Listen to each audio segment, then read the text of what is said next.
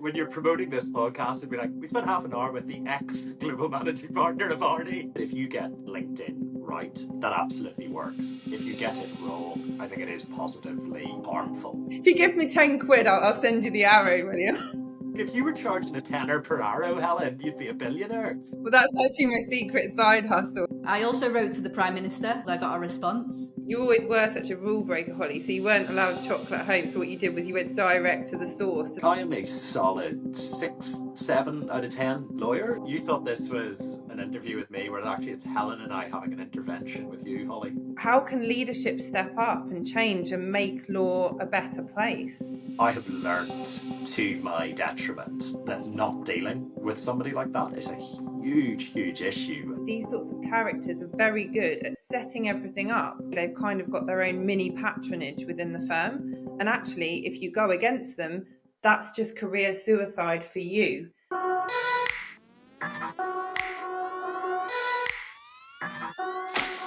The number one question we get asked by lawyers about LinkedIn is, how do I balance authenticity with professionalism? Striking that balance can often feel like walking a tightrope. Today, we're sitting down with William Peake, Global Managing Partner of Harneys. Known for cracking jokes and sharing light-hearted stories on LinkedIn, William has become renowned in the legal industry on LinkedIn.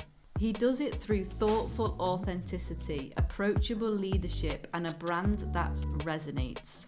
Today we hear about how William got started on LinkedIn, how his posts went viral, and what he truly believes about leveraging LinkedIn and building a career in law. And as a side note, this is probably one of the most hilarious episodes we've recorded.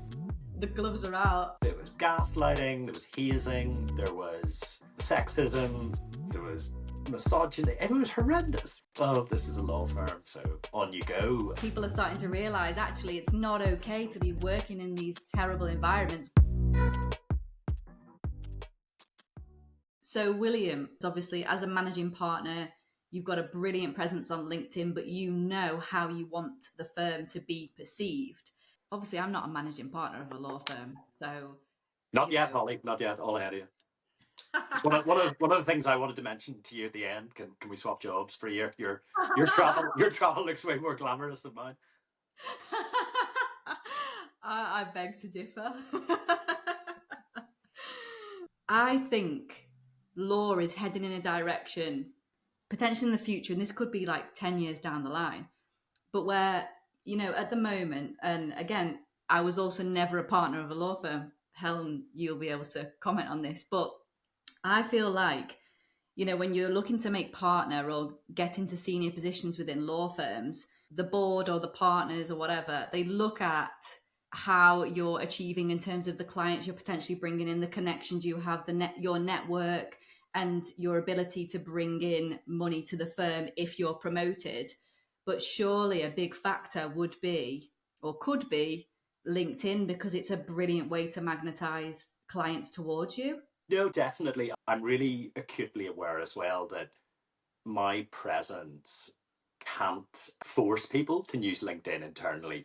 Your career progression at our firm will not be linked to the fact that you've got a heavy social media presence. It'll be linked to the fact that you are a good citizen, you are a talented individual, you are somebody who people enjoy working with. It's all of those good things. It's not writing snappy hooks on LinkedIn. And I think that if you get LinkedIn right, that absolutely works. If you get it wrong, I think it is positively harmful actually to your personal brand, because the key to successful LinkedIn is, and look, you guys know this better than me, you know, you can see how much engagement both of you get from your posts. Why? Because they're actually really useful.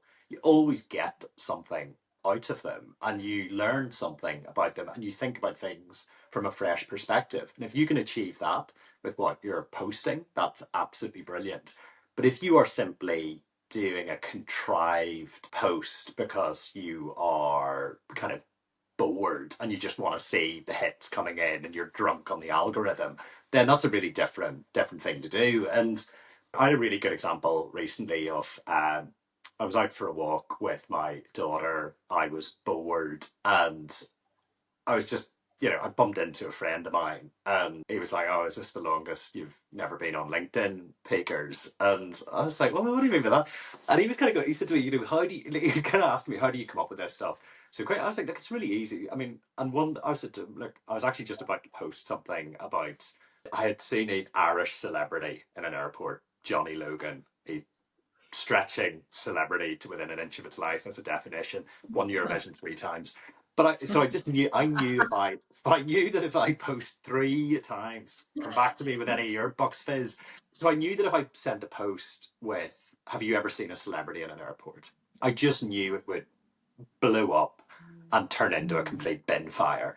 And that is exactly what happened. And by the end of the day, I had 250,000 impressions. But it was just a complete mess. Did that promote Harney's? No.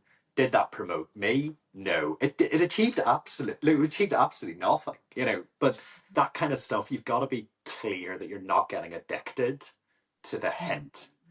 And then, the kind of next day, I did something on the road to partnership, and I think it got like 20,000 views. But all of the DMs and comments I got were really meaningful and really helpful for me to think about things, and also for me to talk about how Harney's looks at things. So, although it was a fraction of the interaction, it was, this is a terrible rhyme. It was actually really that, the second one was obviously way better for Harney's. Yeah, I've had the same interactions and I totally know what you're talking about. I think a lot of people, and I've seen lawyers on LinkedIn do what you're saying, get drunk on the algorithm and talk about things that are a little bit like, oh, if I was working for a firm, I wouldn't be saying that. I think with me and Helen, it's slightly different because we can be a bit freer because we can say things that people would want to say and are thinking, but they couldn't possibly say it. So I guess a question for you is, I know it's really hard to regulate people within your company, but how do you, I guess, allow people to be their authentic selves, to be free, to build their own personal brands? Because at the end of the day, it's a great thing for your firm as well, but keep it at a certain level. How do you regulate that? I think you link their pay to success of LinkedIn. No, you don't. I think it's setting some broad guidelines for people to operate within. And I think it's really setting more themes about just don't be contrived, don't be seeking likes and hits. Talk about something that's important to you. And, I think it'd be brilliant if our article clerks, trainees, if one of them, put together almost like a day in the life of being a trainee, or this is what I did this week, this is what I did the week after. Because everybody in a law firm is at a different stage of their journey, and everybody believes that their job is the hardest job in the law firm.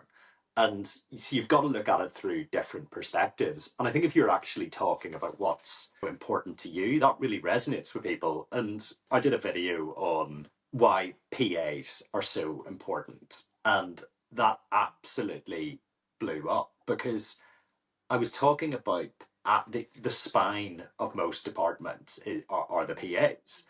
And, PAs have got me out of so many scrapes. I mean, unimaginable amounts of scrapes whereby, I've been trying to leave the office early to go and meet a friend for a drink. And my PA's like, "Well, don't leave that way. Big bad boss is standing out there. Take the fire escape," or, not literally clambering down the fire escape. I didn't want to go for a drink that much. Things like that. And all of my current PA, Tracy, she will be, if I'm, can you get this out the door? She'll stress test it. She'll look for typos. She'll make my life way easier because she knows I'm juggling a million things. And it's your PA actually understands how much pressure you're under because they do see under the bonnet. Tracy obviously knows my diary inside out, and that kind of working relationship is amazing. And so that resonated with tons and tons of PAs who would just message me and go, "Thank you for speaking out about something." Everybody just thinks our job is photocopying, and printing off emails. And, like, Yeah. And we're not in the 1980s, like that's not what their role is. Their role is, they're the oil in the system. That it's as simple as that. I think what I really love about your LinkedIn, William, is, to go back to that very much overused word, is the authenticity. And I love the funny side of it. And it's interesting because I feel like even though it comes across often as quite light-hearted and quite jokey, it's actually extremely well thought through. And I can see that you've got a very high level of emotional intelligence. There's an awareness of how you're coming across. There's awareness of how you're pitching yourself. As you were just saying with that story, thinking about how you're going to be received, how the firm will be perceived as well. When thinking about weaving that into a kind of social media policy, I appreciate what you're saying with juniors. Okay, they can talk about day in the life of. Would you actually be saying to them, steer away from being funny or other Oh, topics? definitely not. Because I think that would be a staggering level of hubris to say that like the only person who could be funny in this firm is me. Although actually, maybe is that the point? No, it's yeah. No, you're never going to do that. And I think as well though, because I travel between the offices so much, there's definitely people I can identify who are, I just know you're going to be good at this. And one of the partners in Cayman, Grania King, she's just really. There's two partners in the litigation department in Cayman.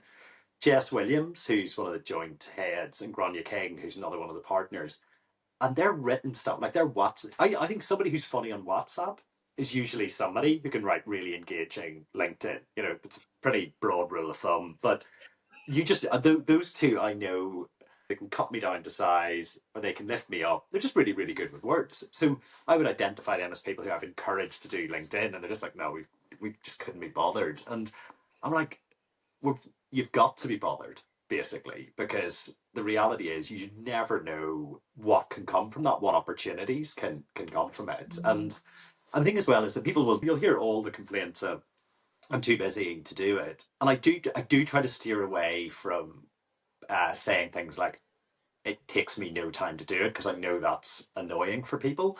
But it literally does take me 10-15 minutes to write a post, and it takes 3 minutes to record a video. And I do comment as the day goes through, but they're just pinging up on my emails, so I just deal with them as I would deal with emails. So it's actually not it's not that complicated. And the investment potential is exponential. That's the reality of it. It's a great comedy outlet for you, where you can just put all your funny thoughts out there and just entertain people. Yeah, no, it's massively annoying for people. To be honest with you, I mean, I've got a fairly distinct cadence that I will be much more serious Monday to Thursday, and then the kind of wheels fall off at the weekend, and then the afternoon. But this overheard in London and overheard thing has just been absolutely like the one I heard in New York yesterday. Oh, what a poncy sentence to say. The one I heard in New York yesterday, but the one about it was just this guy who was just talking at the top of his voice about being so drunk he set up a WhatsApp group with all of his exes. He'd sent them a message saying, "I miss you all, even you, Emily." And I just couldn't stop laughing at this. And I was just there going, "This guy is writing a post that I know is going to go." I checked it this morning, and I think it's got like over 150,000 impressions or something. It's like if you're talking Wow. about real life, people will Yeah. people will look at it. I saw that. I thought it was absolutely hilarious and considered for a second of doing it myself. Then I thought that's a bad idea. Split second. Yeah, Um, that's a bad idea. It's Such a because bad you're not idea. funny, Holly. That's why you can't do it. What? I mean that's an outrage. I'll just referee you two now, just having a go at each other. The gloves are That out now. The gloves are out. yeah, Yeah. that strained laughter from both of you is concealing nothing. I can see exactly what's going on here. I just get it back on podcasts. I think live recording, now's the Yeah, chance. yeah, And I've got a whole list that I'm going to work through now. yeah. That's very good. I know.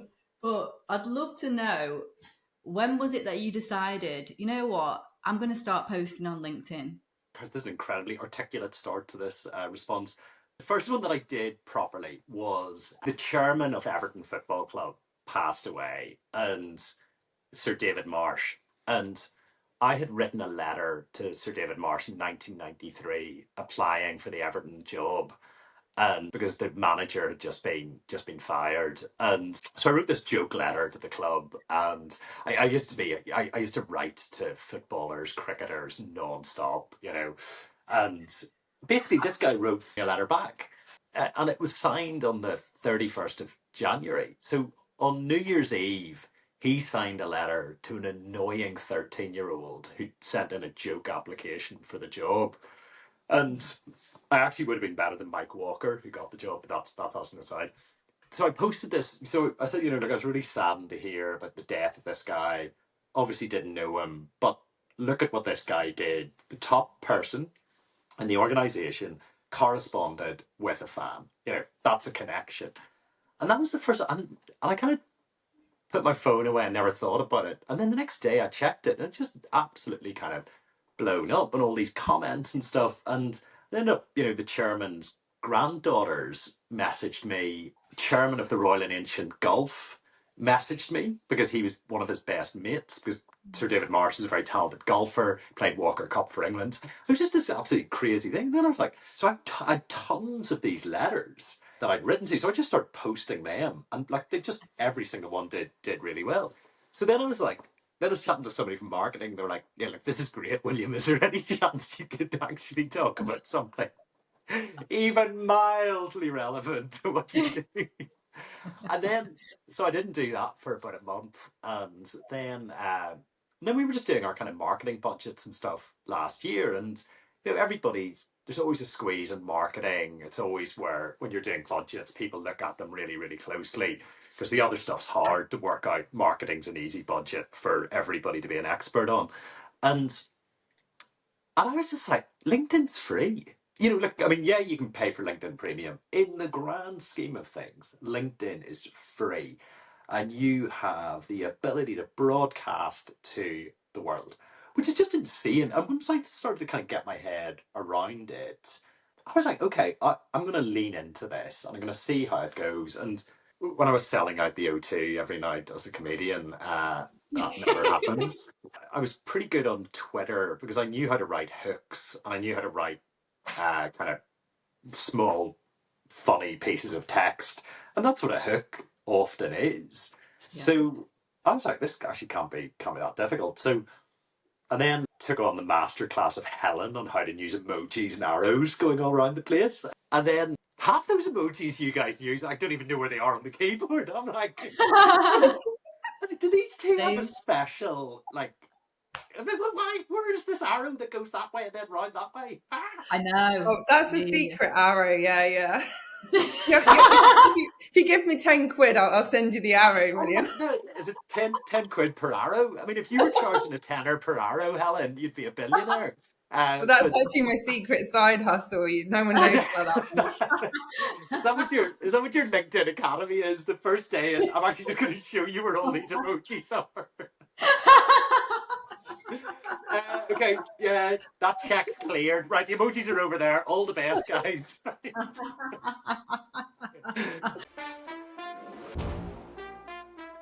This episode is sponsored by Lex Influence, a legal marketing agency specializing in LinkedIn content and management and podcast services. We're not just shaping the future of legal marketing, we're redefining how law firms connect, influence, and lead. If you'd like more information, just go to the description of this podcast episode to sign up to our newsletter, Lex Influence, where law meets influence.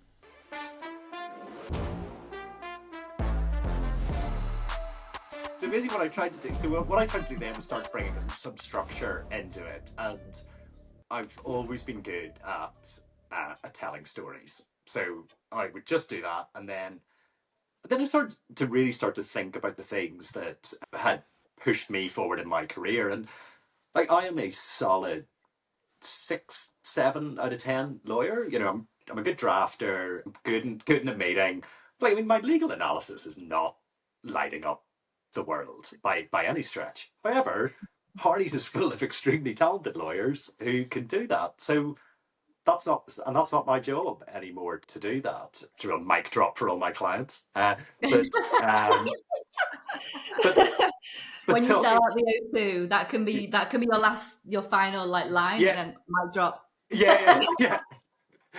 When you're promoting this podcast, it'd be like we spent half an hour with the ex global managing partner of Hardy's. Yeah, your uh, PI team will be calling you on speed dial, I think, yeah, after yeah, this yeah. one. I do. I copy them. I copy them in on every email. I think when I start talking about things like self-deprecation, around how self-deprecation is a superpower if you get it right, but it's an absolutely demoralizing characteristic if you overuse it, and also the how females use self-deprecation, how males use self-deprecation. It's completely different. And talking about things like that one where, and it was so weird when it happened to me, and I realized it where I'd made a point in a meeting, and about 5 minutes later, somebody way more senior in the organization, well, older, made exactly the same point, and everybody was like, "Oh yeah, great point." I was like, "Hold on a minute." I said that. I was like, I literally just said that. I was like, that person's just given a more clumsy version of what I just said. And I was like, okay, is this? I was This is like, my huh? everyday with Helen. Yeah.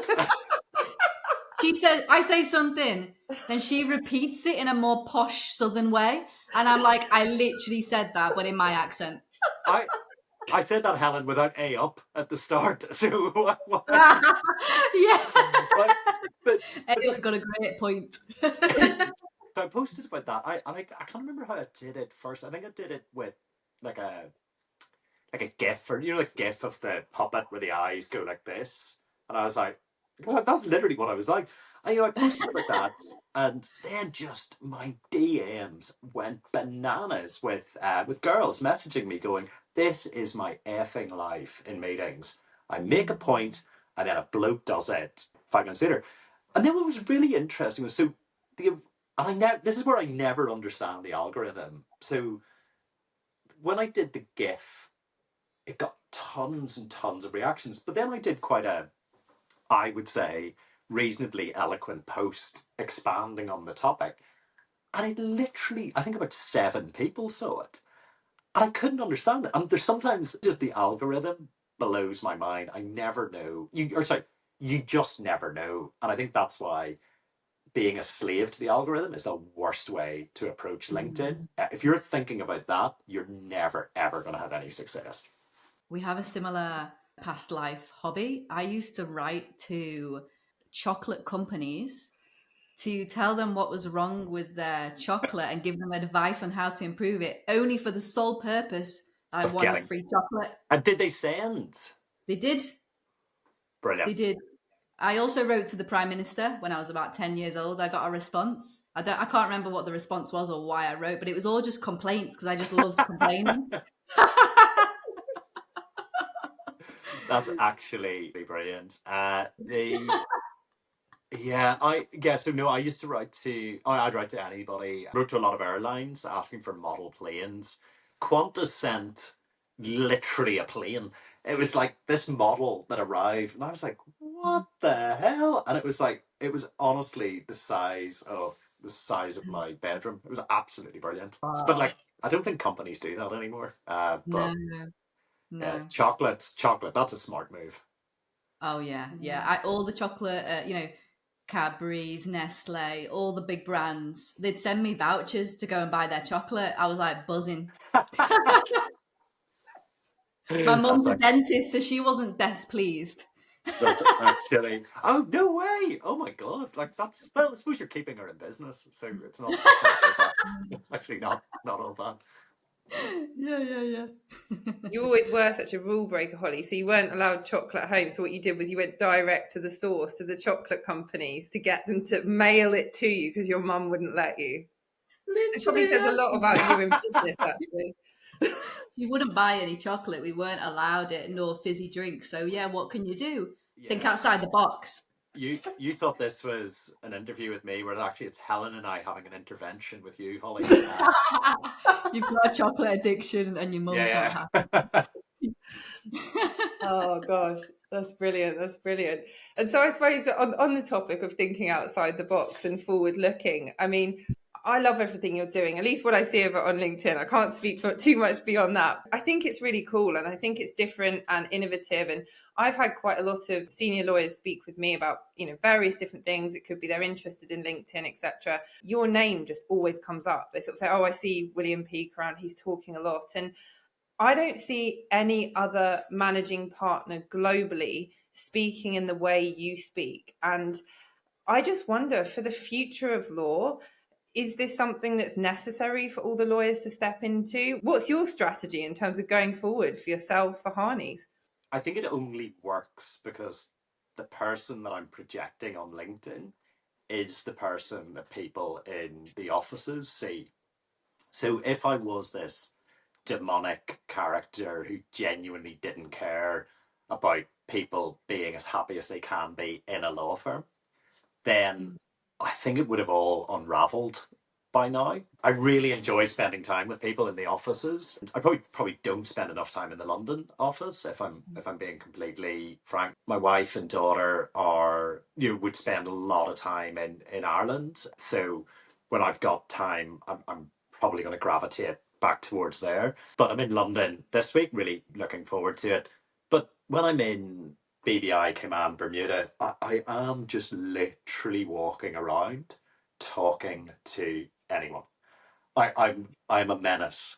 I'm a real menace. And I've had some really funny experiences. So I do a weekly video for the firm of like 5 minutes of everything that's on my desk. And that's great because it means when people see me, they go, oh, what's going on with this and what's going on with that. But I've had some really funny experiences whereby, because I either my hair is quite long or it's short, or I have a beard or I don't have a beard, I look quite different from one time to the next.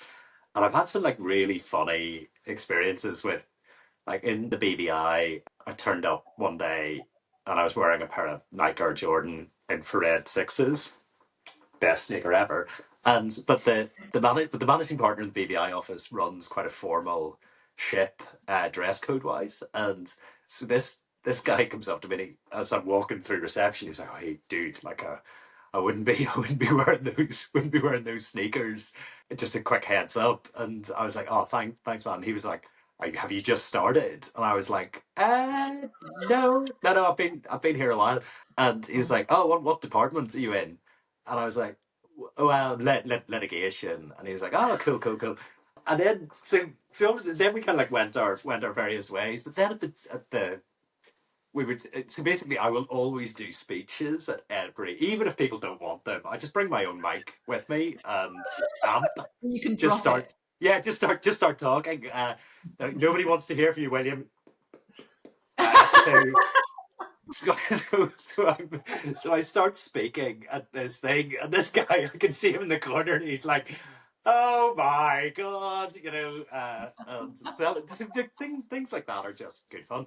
But I mean, in terms of, is this the future of law? I mean, I don't know. I think that definitely the more accessible law firms are, the better they're going to be, because you're going to get a broader scope of people who are interested. I think that me identifying that law firms are difficult. They're difficult places to work, and there are more snakes than there are ladders. But you can demystify an awful lot of that. And but I don't shy away from. I mean, I think one of the challenges that I do have is that a lot of people will message me. I mean, I'm a one person recruitment agency now. I get hit up with tons and tons and tons of CVs from people.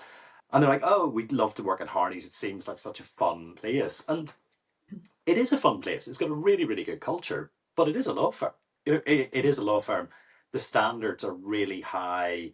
There's an awful lot expected of you, but it isn't a really good environment. Don't be fooled into thinking that it's all just having a laugh, etc. there are really, really tough times because it's a law firm. And I think, Helen, you do a really, really good job of making sure that your content in particular never shies away from that you succeed if you focus on the right things. And that's I think that's what you do a really, really good job of sketching that out for people, that you can do all of these things, you'll achieve nothing. But if you focus on these things, you will achieve something. But you can't shy away from the fact that law firms are ecosystems full of very, very talented people, but very, very highly strung people. So that's so is my approach the future of law? I don't think I'm that much of a visionary, to be honest with you. One thing you said there, which really touched me, I think this idea of you being very personable and actually taking the time to really speak to everyone. And it doesn't matter whether they're the cleaner or whether they're C-suite, actually to you, you're going to treat everybody in the same way. And, you're not necessarily walking around all the time in a suit. You've got there with your sneakers on, and people don't even realize that you're the managing partner. And I think that's so wonderful. My experience of working in law firms is that, well, I've actually never met a lawyer like that, not a senior lawyer. I've never met such an approachable, friendly, and funny senior lawyer. And a huge problem we have in the sector, and I think this probably touches into what you just said, is that actually there is a lot of toxicity in law, and there are a lot of difficult characters, some of which are not very nice characters. What do you say in relation to that in terms of leadership? How can leadership step up and change and make law a better place? I think that leadership needs to be really, really decisive and really clear on what it values. The problem with organizations are that there will always be recidivists. And if they are not addressed, that is problematic.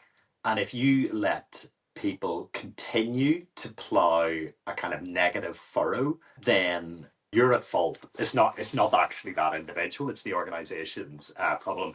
And like, I've a couple of, I have learnt to my detriment that not dealing with somebody like that is a huge, huge issue. And it was really interesting in one office where there was an individual who was a problem. Everybody knew it. And I got some really sage advice from somebody who said to me, because I wasn't an equity partner at the time, I was a salary partner. So my influence definitely wasn't where it needed to be to deal with this issue. And I was also dealing with that murky politics of equity partners and associate partners, really kind of finding my way on how you navigate those incredibly slippery chicanes. And somebody said to me, they were like saying, it's now gone to the point whereby that person isn't just the problem, it's you're the problem because you're letting this happen on your watch. And I know you don't have the standing that this person has, but you know what's going on. You're doing absolutely nothing about it. You're doing lots of pastoral care. You're doing lots of mop ups around the office, but you're not dealing with the problem. And that's now reflecting really badly on you. And the moment that I realized that my reputation was being eroded, I was like, I've got to do something here. The politics of law firms are absolutely fascinating because they ebb and they flow so quickly. And what's the right way to do something one day is not the right way to do it the next. And law firms are just full of politics. Politics is people.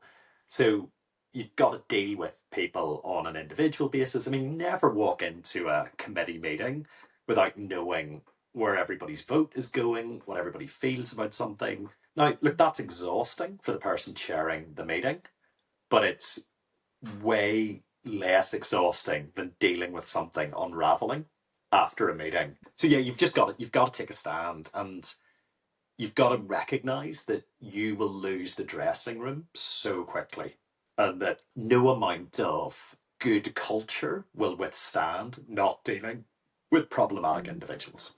You mentioned there that this person at the time who was the toxic or problematic individual was more senior than you. And I'm just wondering that situation, what you actually do about that, how you deal with that. I've personally been in that situation, I would say many times over. And often your hands can be tied because these sorts of characters are very good at setting everything up so that in a way they've kind of got their own mini patronage within the firm. And actually, if you go against them, that's just career suicide for you, and it doesn't necessarily help anyone else. So, what do you do? So you've got to get into that cabal that is around the person. And, usually toxic people who are kept in an organization, there's a reason why they're kept. It's usually big numbers. They're usually billing a lot. This person wasn't. So this was actually quite straightforward to deal with. But I think also you've got to realize now that clients want the full package now. Clients do not want the person who's forward facing, impeccable performer, but behind the scenes chucking keyboards at people. That's the reality of it. And also the stuff that I put up with as an associate, no associate in Harney's now would ever put up with it. Ever. They would just walk out. And there was gaslighting, there was hazing, there was sexism, there was misogyny. It was horrendous. But everybody just, oh, this is a law firm, so on you go. And I just think those levels of acceptance have gone now. They really, really have. And it's quite right that people are being held to account. And I think law will be all the better for it. I think you're right. I think people don't put up with it now, or not as much now, even literally from a few years ago. When I remember when I was working just a few years ago, I say a few years, it's probably like 8 or more. That's what it was like in law firms. You got sexism, harassment, discrimination, bullying, like all sorts in just the space of like, you see it all every day. And this was just a few years back, but I'm pretty sure now, and although I don't work in law now, people are less tolerant of it, especially when people like us and we're talking about toxic cultures, but also you're talking about how nice it is to work at Harney. So it's like people are starting to realize actually it's not okay to be working in these terrible environments. We can actually find places that are nice. Yeah, you don't have to resign yourself to this world. And we did a really good session last year, and we're actually it's in my it's just gone into my diary to speak to the global head of HR about it first week back in January around upstander bystander training to allow people to call out bullying and give them the tools to actually deal with it. Because I was definitely faced with those scenarios when I was younger, whereby I would be like, oh my God, this is unacceptable, but I have absolutely no idea how to call it out. And you'll also see there's a common trope around people don't feel a safety towards their HR department, another kind of really challenging aspect as well, because when you see HR done well, I mean, it's just an incredible thing to see. And, that's for me moving into senior management roles. I could actually see that an effective HR department one of the most critical aspects of a law firm, because you have to make sure they're not weaponized by senior management and that they have an independence, but they also have their ear to the ground to flag issues, etc., etc. So that upstander bystander training, when I first did it, was a real eye opener to me that you do have the tools to deal with these things. And the reality is, who are the toxic individuals in law firms? They're the absolute losers in school who nobody liked, and this is their chance to get some payback. Look at it, like they're usually the most nerdy, odious people imaginable. And it's just because they've found an environment where people won't stand up to them. In school, their heads would be down the toilet and they'd be relieved of their lunch money. So there was a much better. I'm not suggesting that as a way to deal with these individuals, but there was this is their payback. So and bullies just hate being stood up to. I mean, not terrible. I mean, there's a partner that I talk about constantly in my videos, and I suspect everybody who's worked in has worked out who I'm talking about. But this guy was just an absolute loser. I mean, like you're just kind of going, okay, just so we're clear here, like this is outrageous what you're getting away with. But he was protected by that, as Helen said, that kind of close. And this is when I was a junior associate, so I no way of even contemplating how to work the politics to deal with this person. But he absolutely, as Helen said, he had a cabal of people around him, this carapace that you could not get through. And, I was delighted when eventually he got caught out, but that was long after I left that firm.